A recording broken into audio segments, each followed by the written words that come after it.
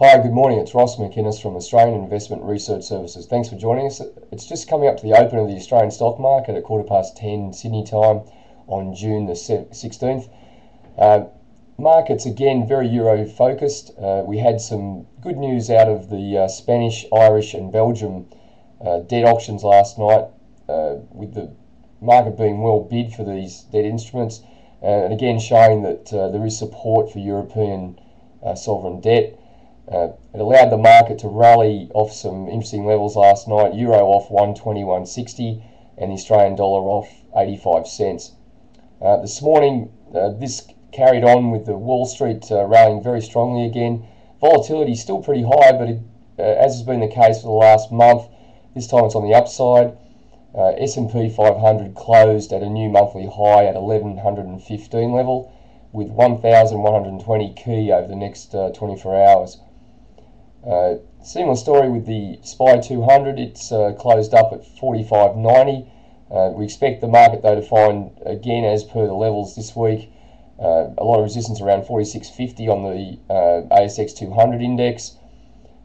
Markets have come to the top end of the last month's range, and clearly we need some more news or more good news and events to get the market to break higher from here. It's all consistent though with the medium-term valuations that we've been looking at. Okay, for Australian dollar, it's opened also near monthly highs around 86.35, 86.60 short-term overhead, and we'll probably need the euro to break through 123.50 to help the Aussie get above here. There's no Australian data again till early July, so the market's going to rely on overseas factors to really drive it around. And the breakdown point to remember is it broke down from that 87.50 area back on the 18th of May.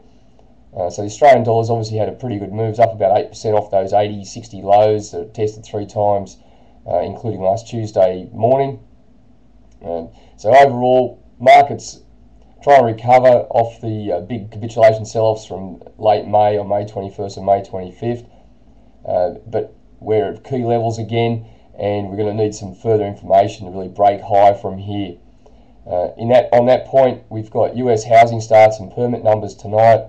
US Fed Chair Bernanke speaks on US regulation once more. The news on that front is that the rating agencies have missed being caught up in the current Wall Street bill that's close to being passed probably likely to be passed in July.